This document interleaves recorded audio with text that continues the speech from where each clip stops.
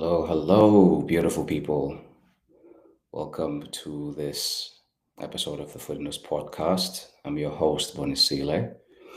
I'll be talking about Arsenal, Newcastle, yesterday's game, which was a huge win for Arsenal um, for so many reasons.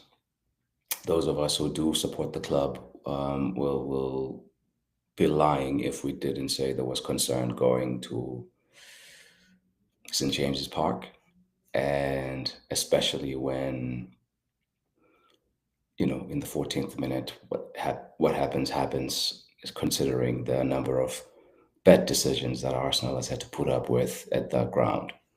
So I'm going to be talking about this game today because um, I'm a podcaster and I'm an Arsenal fan, and I am happy to have gone to the Northeast and taken the W because, in my opinion, Arsenal's season is going to be decided by what happens on their northern travels. I think they have, according to many, and I agree with this view, the best squad in the Premier League in terms of squad balance. In terms of like the best 11, I think maybe Liverpool, with everybody fit, has the best 11, starting 11 wise. Even though Arsenal to a compilation or a combination 11 between Arsenal and Liverpool's squads, you'll get some Arsenal players in there, but I think I like Liverpool's front players a little bit more, except maybe Saka. But anyway, this is not a conversation about Liverpool, so I'm going to talk about Arsenal's win at St. James's Park because, wow, wow. I'll go event by event and then have some kind of like notes that I took from having rewatched the game again today. Starting at the lineup, I think the selection of Christian Mosquera and Leandro Trossard, I think those were the two things that maybe would have had people talking from an Arsenal side of things. And I didn't blink because I'm trusting Arteta with his selections at the moment, as much as it can be frustrating. And I'm like, this guy knows what's going on with his team. He's trying to do things, figure it out with the squad. The players are buying in. I have to observe. Of course, I'll criticize when I'm not happy with things, but I missed a lot of things here. One, Mosquera actually had a decent half. He was a spare man a few times. Was Newcastle was doing a very strong man-to-man marking, and because Arsenal utilizes David Raya as almost like an infield player when they build up, Newcastle couldn't obviously bring Pope all the way to the halfway line to press Arsenal. So Arsenal always had a spare man, and I think Mosquera was useful in that kind of like, hey, be a shadow Saliba for a half, because Saliba, as we learned at the end of the game from Arteta, they are trying to manage his minutes. But I wasn't worried, even if it was not a load management exclusion of Saliba. I think we have to, as fans, we have to get comfortable with seeing the use of the squad and not seeing the guys who have played almost 150 games over the last 3 seasons for Arsenal. If we want Saliba available in the spring, we have to do the best we can to manage him. The same thing with Saka, the same thing with Odegaard, the same thing with Gabriel. So I can't wait to see Mosquera playing some minutes at left centre back, or when Nkapie is back available, he can play some minutes at left centre back, or Calafiore playing some minutes at left centre back. So the rest of the lineup, I didn't blink with the rest of the lineup, but I did think, oh, that's going to be interesting. Saliba is back, and Mosquera is starting ahead of him. Yes, Mosquera does have the incident. He's involved in the incident that gives Newcastle the corner they score from. But I don't think you can concede a corner. You know what I mean? Like the way we considered it, yes, was unnecessary, but you can concede a corner. I think us conceding that corner is not the reason Newcastle scored. It's the way we defended the corner. You know what I mean? Of course, you want to not concede the corner to begin with. But Gabriel has to eat that one. And I think he's a big enough guy to own that that was on him. Like he feels the touch, he goes down too easy. Should not have done that. So Mascara's selection was not the problem, in my opinion, and Trossard's selection was also not the problem. That's not why we were down at the half. The team was playing well. And we'll get into Trossard's performance because he had a lot of really interesting involvements that I missed the first time around that I saw a lot more of on the rewatch. So Arsenal make a strong start in this game. 5th minute, as has a left-footed shot that's saved by Pope that goes up for a corner. And then minute, Saka cooks Dan Burn on the right, and his shot from a narrow angle is saved by Nick Pope again, another corner. And there's a lot of action in this first 6-7 minutes here. And then 14th minute, I don't want to talk too much about this one. It makes me sick actually when I think back. I know there was precedent where Arsenal benefited from something like this that I don't even remember it, but people reminded me that Aaron Ramsdale against Burnley, I think, had something similar happen. Penalty was given, then it was overturned. So I'm not going to talk too much about this one. I think it's one that, depending on which way you're leaning, you're going to want to see the things you want to see. I just think a toe, that tiny touch from a toe, there's a lot more contact with Gyökeres. There's a lot more that Nick Pope is doing with his body to prevent Gyökeres from going around him than the toe is doing anything on the ball. So anyway, and then the referee blows the whistle. I guess maybe he should have just let it play out and then maybe see if Saka can get to the ball and score, because the penalty he gives and then is overturned. Anyway, I'm getting sucked in. It's an irritating one, so I'm gonna just leave that one alone around the 15th minute, and they take forever to make the decision. So clear and obvious. That's all I'm gonna say. Clear and obvious. And Bukayo Saka spoke well on it. And then, so we move on, and then Gyökeres had some nice involvements, especially in transition, as a kind of like link-up target man, especially some of which he was combining with Saka down the right flank. And one of them actually involves Leandro Trossard's left-footed beautiful strike that hits the post. This was a very, very different Arsenal performance at St. James's Park. I think Arsenal are so used to going to St. James's Park over the last 2.5 years since their last win there on May 2023. That's the last time they won there. That Jorginho main midfield game with Odegaard scoring from a long range, and it was a 2-0 win, and that was a good game, good day for Arsenal. First year challenging for the title, kinda. But since then, we haven't had a lot of joy at St. James's Park, and we've had some dodgy refereeing decisions along the way to go with those results. And so the fact that that penalty was overturned, it gave Newcastle a little bit of life, but Arsenal were throughout this game the dominant team. Of course, you're playing away, the home team is going to have some spells, but Newcastle's spells were very short-lived. And this is not me just being biased. I've watched the game twice, and I remember recording a halftime kind of like short video yesterday saying Arsenal are playing well, and unfortunately they are behind. Don't know how the score is going to be at the end of the game, but if they keep playing like this, they should be fine. And yes, they continue to play that way. Eze has a block shot on the 28th minute. Um, the referee makes a fuss about some. I'm just rattling through some of the key incidents here. The referee makes a fuss about a towel, but from that throw in, Eze has another ferocious volley that Nick Pope saves really well. Pope had a lot of saves.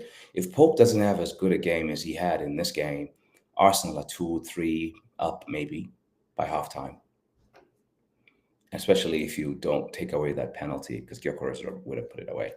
But Pope, was having one of those days, and it looked like Arsenal were destined for a narrow 1-0 defeat or a sucker punch goal while chasing the game. But they were so measured in their approach.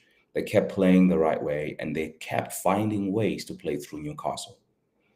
And yes, the 34th minute was an unfortunate thing that happened, which was against the run of play. Mosquera kicks the ball for a corner. I think he was trying to attempt a pass on his left foot to Raya, mixes up his angles. The ball goes for a corner.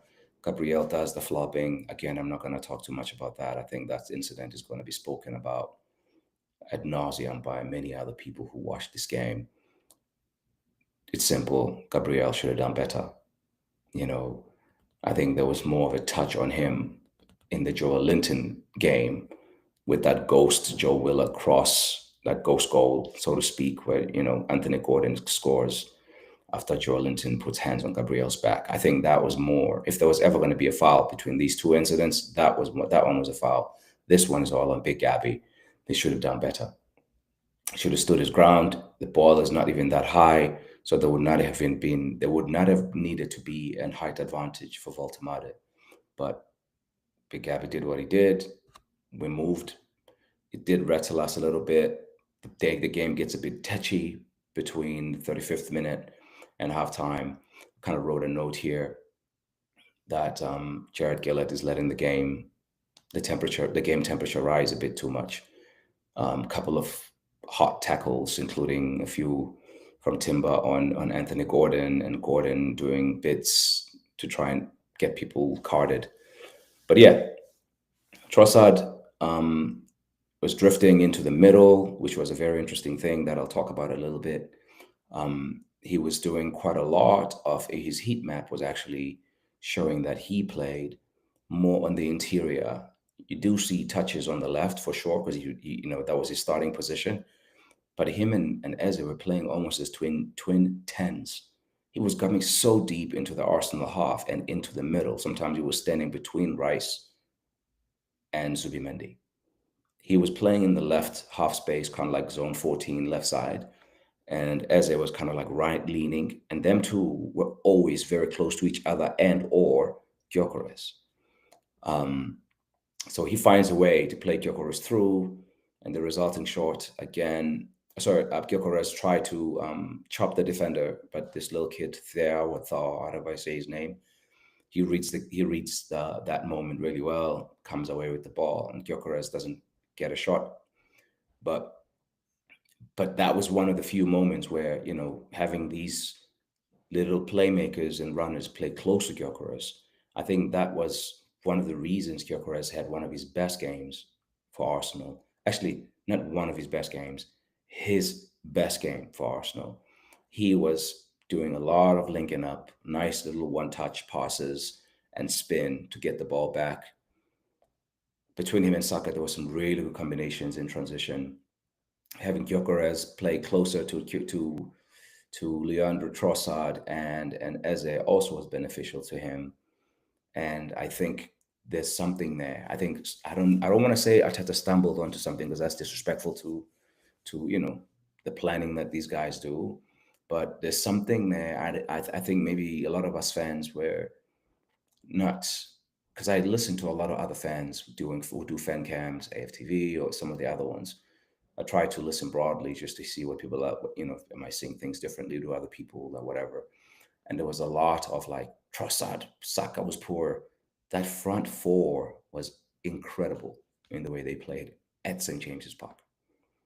I can't remember a more penetrative and more thrusty offensive performance against Newcastle when the score was tight, and especially when they had the lead. We've had games where Newcastle maybe were trying to chase a game against us at home, where we were able to play through them because we're that good. I don't think we've had games with them in this game state where we've been able to find openings and carve them open as much as we did in this game. It was it was not a classic of like, Wenger ball or whatever, but it was definitely a departure from, okay, we're going to let you stand in front of us and plus then pass the ball around your block. We were playing into the block and through the block, and we found joy while doing that. Um, Trossard was popping into central areas, and that was an interesting tweak, this I saw this early on from the 12th minute, in which case we did lose the ball and we were under pressure, but it continued and continued. Um, and I remember writing something I see here, 14th minute, Gyökeres, Saka, and Trossard are so close to each other. This is the part where we actually got the penalty that was eventually overturned. They were close to each other even during that moment. They were the three Arsenal players closest to the ball and closest to each other. So Trossard was always kind of like interior, and Saka was. I looked at both of their heat maps. Like Saka's heat map is more for like a quintessential winger heat map, and this was a very weird kind of like winger game in the Arteta years. It was more like a Wenger winger game, like when he used to have like Ramsey playing on the wing or Santi Cazorla playing on the wing, but he was not even really a wing, more like a false wing. And on a different day, we might have seen it more obviously had some of Trossard's beautiful plays yielded into. I mean, they yielded corners and maybe chances that were not converted. I remember one time Zubimendi finds Trossard in the middle, and he plays a one-touch deflected ball out wide to Calafiori, who is on the touchline. Calafiori crosses the ball for Gyökeres, kind of similar cross to what Marino scores from, but obviously he's crossing left-footed instead of Rice. So, but he plays this cross the first time, and the defender comes in and intervenes, and it ends up in a corner for Arsenal. But yeah, Trossard's heat map is a lot more centrality to it. And then, Arsenal go into the half without any without any real kind of like issues, from Newcastle. Newcastle huffing and puffing here and there, but it's Arsenal who were really controlling and running this game. And yes, Newcastle's goal in the 34th, 35th minute, whatever it was, maybe created, you know, the opportunity for Arsenal to play higher and higher. But I don't want to disrespect this game's approach by Arteta, because for 34 minutes, Arsenal, which were the team that were the protagonist away from home, they were very, very dominant and front-footed from the jump. And so I don't want to minimize this by saying, game state, because the game state, Newcastle scores against the run of play. This was the game state even when it was 0-0. And Arsenal do this to teams. They push teams back, and therefore they're having to play against a lower set defense a lot of the time. But this time around, I think they were able to change the images, and they were able to change the looks that they were giving to the Newcastle defense. And Newcastle were doing exactly what they've done before playing Arsenal, which is, you want to win this game, you're going to have to break our resolute defense. You're also going to have to match us physically, because we have some good athletes. And this day, Arsenal were able to match Newcastle physically, because once you do that and you're Arsenal, the next thing you are left with is to win the football battle.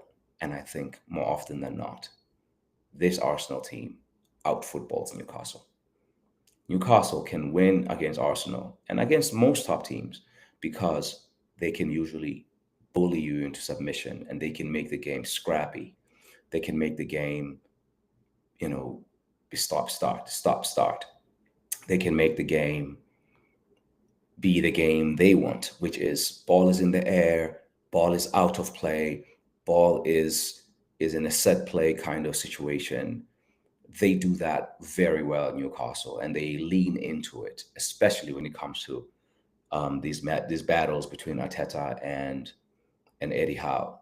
And what I observed yesterday is Arteta is evolving into a coach that's taking a little bit more risk than people are prepared to give him credit for.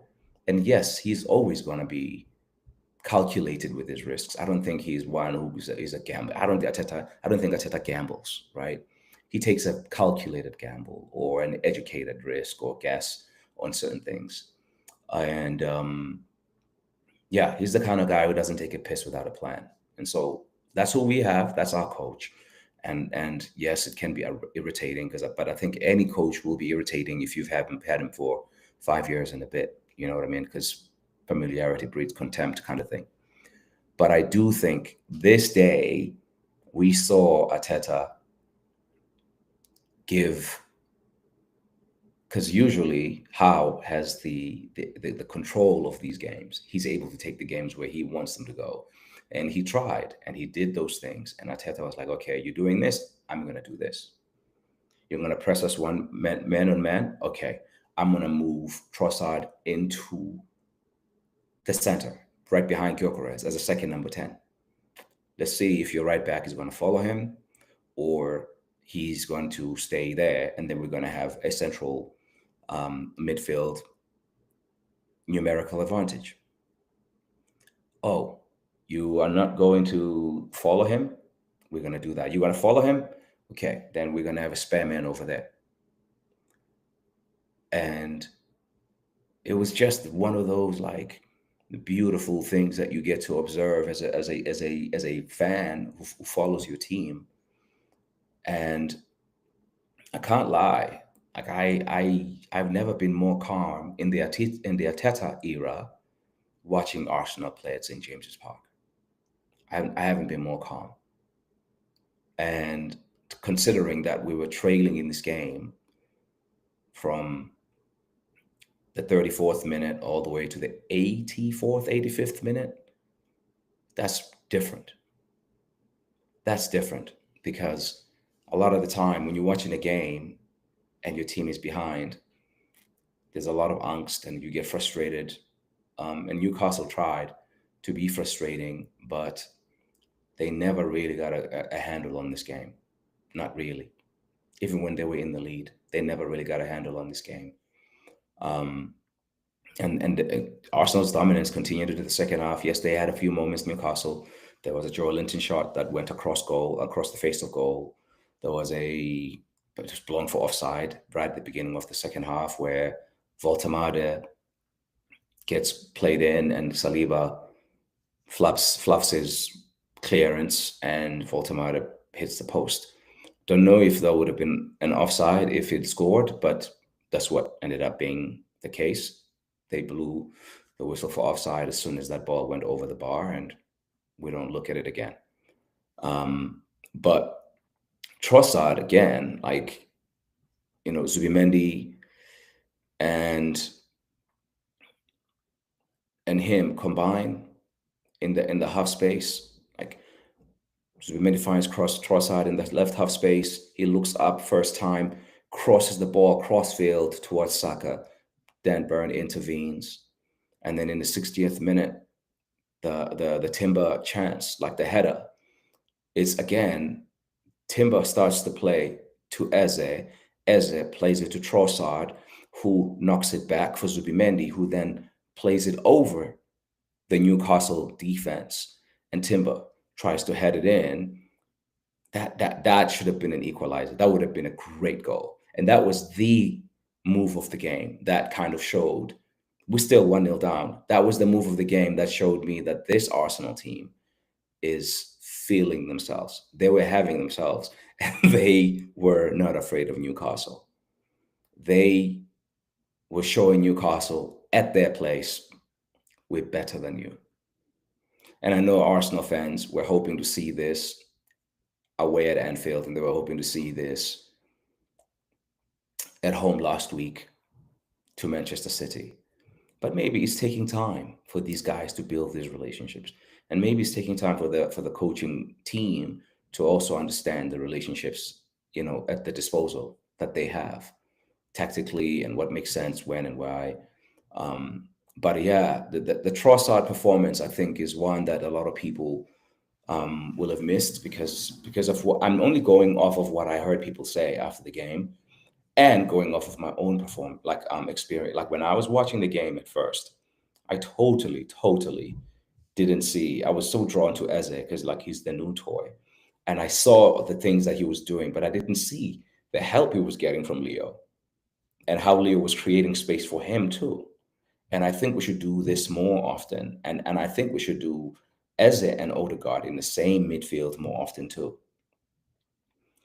because I think Odegaard is one of the best defensive players we have, period. And so if Eze is still playing in the 10 and Odegaard is playing next to Zubimendi or Rice, because those two have been playing a lot of minutes. And I'm going to speak about Declan Rice in a bit because he also was another beast in this game. But let's go on chronologically again. So Zubimendi is having some good moments here. He's supposed to be a defensive midfielder, but this guy can see a pass. Declan Rice was he just, once his legs started opening and started running, he's a freight train. When he's running downhill, he's a freight train. And I think, yeah, basically the two goals come because of persistent pressure. And the first one is a thing of beauty. It's a real thing of beauty. And Trossard is involved in this one again, but in this case, he's on the outside, on the flank, and Declan Rice is on the inside of him. Whereas most of the game, it had been the other way around. But he's the one who finds Rice, plays the ball through the defender's legs, and Rice, left-footed cross, is deflected out for a corner. And from that corner,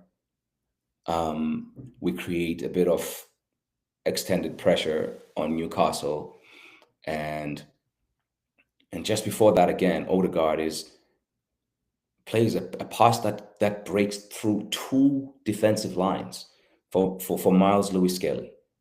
Odegaard he came on in the 82nd minute. 82nd minute, and he was basically, give me the ball, give me the ball, give me the ball, give me the ball. And he was, for once in this season's Odegaard performances, all of them have been short, right? With the exception of Old Trafford, where he played majority of the game, if not the whole game.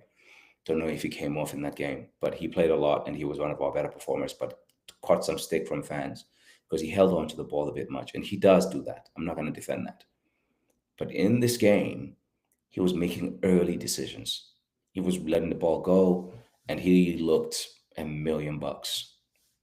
They couldn't get close to him. Now, I don't think Odegaard should be touted for a super sub role. However, I do think we have to find space in that midfield. Maybe he can be in the deeper two, because Zubimendi and Rice are playing a lot of minutes, and they are a good combo, by the way. But I think somebody needs to share minutes with them, and I doubt that Norgard is going to be given a lot more minutes in those roles to give them a break. He'll play in the cup games. He'll play in, here and there, maybe in the Champions League when Arsenal is secure. Maybe last 30 minutes, last 15 minutes. That's not rest for Rice and Zubimendi. Odegaard is on levels. And so maybe it should be sometimes, not all the time, it should be sometimes, especially at home when we're playing against set defenses. It should be that Odegaard plays left 8, and Eze plays as the 10 or as the right 8. Or they can flip-flop, like Ethan and Eze did in the cup game last week. So, that was a big performance by Odegaard. It was a captain's performance, a proper captain's cameo. And I think he was very important in Arteta's tactic to take advantage of Newcastle falling further and further back, doing what they've done to us, which we have failed to unlock before. But this time we had answers because we had lock pickers in the field. Everybody who was more prepared to play the brave pass, even Timber. And I feel bad that I've gone this far and I haven't spoken about Jurian Timber because he was huge. Him and Declan Rice are the unsung heroes of this. I mean, maybe they should be the sung heroes of this performance, because Timber and Rice were huge in this game. Huge. Deserve a lot of credit for their contribution, because I can't lie, they were massive. And I think Declan Rice really, and Timber, by the way, they need to, if Arsenal can afford it, they probably shouldn't play them against Olympiacos. They should probably play maybe 30 minutes from an hour in. They should be subs. And then Ben White can start, hopefully, and play 60 minutes. And maybe Odegaard, if he's fit enough to start, maybe he starts. And maybe, just maybe, it's Odegaard with the former Brentford captain sitting in the six. And then Zubimendi and Rice come on at 60 minutes. Because those two are key, Rice and Zubimendi, and they've played a lot of minutes, a lot of 90s. And we're going to need them next weekend against West Ham at home. So I really do think we need to lean into the squad utilization for sure. And if I don't think we will, but like if we drop points against Olympiacos at home, then that's that. I don't think we will, because I think we're that good. But what we can't afford is to go to Newcastle, win, and drop points at home to West Ham going into the international break. So I think we should give some key players a deserved, well-earned break in this Olympiacos game. I know some of these guys, they come to Arsenal to play the big Champions League nights. However, there's going to be bigger Champions League nights coming. I think if I'm Rice, if I'm Arteta as well, I want Rice playing against Bayern, playing against Atleti, playing against Inter Milan away. Those are the games that, I know it's a Champions League tie, this Olympiacos one, but I think Arteta should probably go a little bit Carabao Cup for this one, because even that Carabao Cup 11 was a really strong 11. I don't think that would be disrespecting Olympiacos. You can still do 5 subs. You can play the first 45 minutes with a very strong 11 that still involves Saka and Martinelli, Gyökeres, Trossard, those guys, Eze. But in the back 6 positions, I think you can do some rotation there. And your rotation up front, it will be your Sakas and whomever, because there's options there too. Maybe Max Dowman or something. But yeah, Timber, Rice, we need to look after those boys. They're such aura players. Like, we're becoming an aura team, but your foundational players to be available. Jurian Timber is so secure on the ball, consistently makes the right decision, when to make the pass, when to drive with the ball. He can run with it. He can dribble. He can play in tight spaces. His crossing is not always the best, but my God, people talk about this guy like he's Bakary Sagna, who was a great defensive center back. Right back. Timber can actually play offensive football. He's not Sagna. He is Sagna plus. He gives you all that Sagna gave you defensively, but it gives you way more on the ball. He's so good on the ball. He plays like a midfielder. Yeah, that Ajax education is definitely coming through. You can see it. He's a baller. And Teta spoke about this, in the preseason, about he has the ability now to change the puzzle. I kind of spoke about it earlier, like how he changed the looks that he was giving to the Newcastle defense. Yeah, he has the ability to change the puzzle on the opponents several times in the game. He's like, okay, you have the answers to this test. Okay, try this one. How about that one? Okay, you have answers for these. Okay, I'll give you something more complex. Like he is growing right in front of our eyes, and I'm not saying this because we won yesterday. I'm saying this because I'm seeing it. I'm seeing his willingness to change things. I'm seeing his willingness to play with 2 8/10s, even in the cup game last week.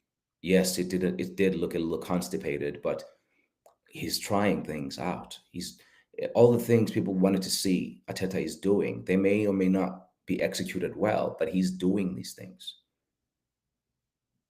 And our new striker is starting to play like he knows his teammates, and he's starting to look sharper. Gyökeres is looking sharper, and surprised that he didn't get a foul yesterday. There were men handling him. They were literally rugby tackling him. And so, and he doesn't shy away from a physical contest. He wasn't diving around and complaining to the referee. He gets up and he plays. I like this game from him. And so there's a lot of good things that Arteta is doing here, and the team is doing, and they've bought into him. So I think we should just give it time and let the season play out a little bit. These are good times to be an Arsenal fan. The only thing that will ruin the season for sure is the health. You know, if there are no health issues, Arsenal will be close to winning the league or win the league, or close to win the Champions League or win the Champions League. I've never felt confident about that. Even when we were leading a couple of seasons ago, I always felt like Man City or somebody else could catch us, or Liverpool even. This year, I like Liverpool's for first 11. They're going to need to have a perfect bill of health to win the league. If they have the injury problems we've had already in this season, they're screwed. They're going to be screwed. They better hope that they have the kind of health success they had last year if they're going to win this. And they can. They can win this. I'm not going to sit up here and talk as if Liverpool don't know how to win a league. They've done it more recently than us 2 times. But this Arsenal squad and this particular group with, the coaching staff that they have, I think they're as good as anybody on any day, and they can do the dance. If you want to play a physical game, you want to play this tippy tappy, sexy game, they can do it. So let's see what happens with the Champions League, and then after that, I'll talk to you guys after the Olympiacos game and before the West Ham game. But right now, I am a very happy Gunner. I hope everybody is good, and enjoy your week. Please support, and yeah,